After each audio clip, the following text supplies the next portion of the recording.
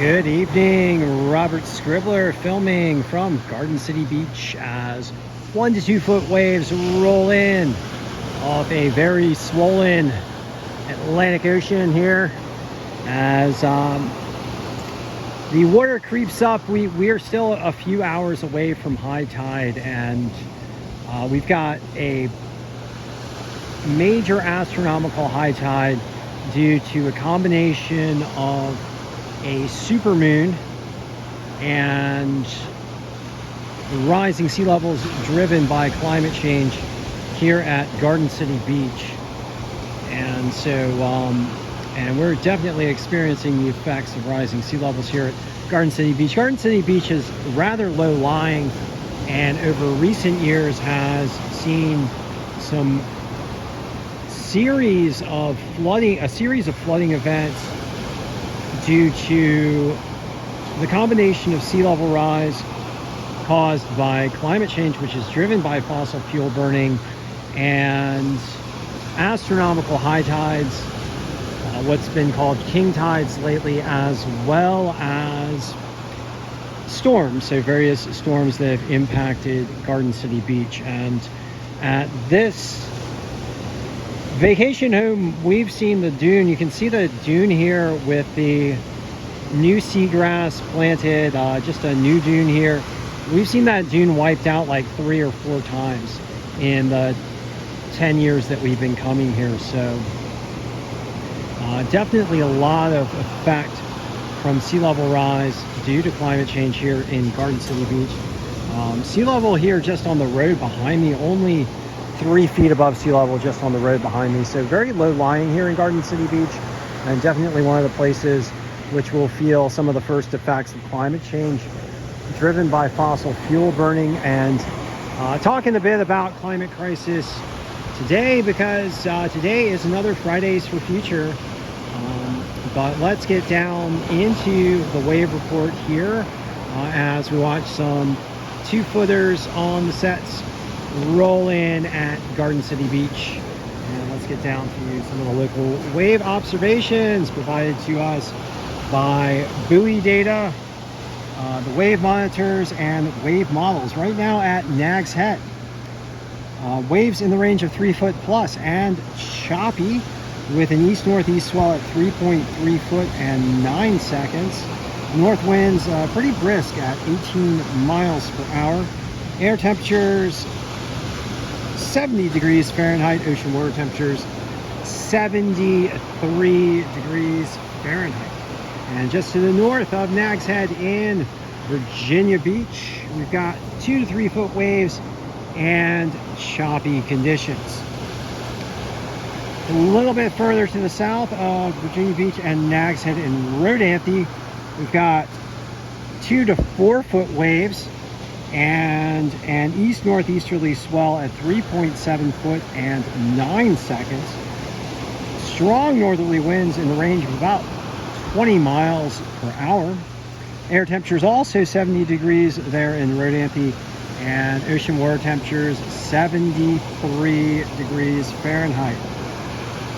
Further to the south in Buxton, waves in the range of 3 foot plus with choppy conditions, and east-southeast swell at 2.9 foot and 12 seconds. Winds out of the north at 20 miles per hour. Air temperatures 70 degrees Fahrenheit. Ocean water temperatures 74. Ocean water temperatures cooling down a little bit. Might want to be breaking out those spring suits depending on your tolerance for the cold. And with those windy conditions, spring suits definitely looking a little bit more likely given the cooler air temperatures and cool wind conditions and cool ocean water temperatures. Further to the south, Frisco looking like a better surf location for the Outer Banks right now with those northerly winds. Waves in the range of 2 to 4 foot and fairly clean conditions with those northerly winds likely hollowing out those waves down there at Frisco.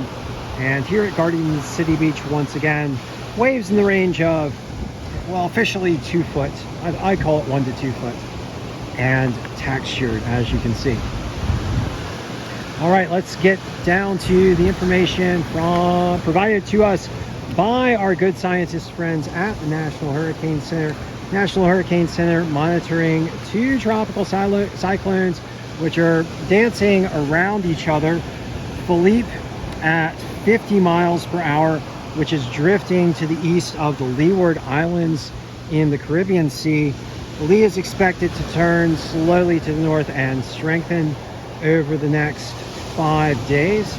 And right behind Lee is Rena at 45 miles per hour, which is dancing around behind Felipe, and this storm expected to accelerate to the north and then weaken as it heads to the north. And then last of all, we've got a coastal low pressure system just offshore of the Outer Banks, which is lashing the Outer Banks with those strong northerly winds. This system is expected to drift slowly off to the east, so we are likely to see conditions slowly subside, but just looking at the forecast, it does look like brisk northerly winds are expected to remain in place for much of next week. All right, so today is another Fridays for Future, and our good climate activists are out there doing their protests and doing everything they can to help speed the transition to clean energy and accelerate the effort to generate a sustainable Earth system. And I would like to ask you guys to please do everything you can to help support our good climate activists, which are calling out for the need to halt fossil fuel burning and rapidly transition to clean energy. These climate activists are working very hard to protect our coastlines from the impacts of climate change, including the sea level rise impacts that we are seeing here today in Garden City Beach. I'd like to ask you guys to please do everything you can to support our good climate activists in the Fridays for Future movement, including but not limited to the protests which are organized by Greta Thunberg. All right, so thank you for joining me for this Fridays for Future session of the OBX Wave Report as we watch some waves roll in here at Garden City Beach, as we're facing another very high tide due to sea level rise and the supermoon, the astronomical effects on the ocean. All right, thank you for joining me once again.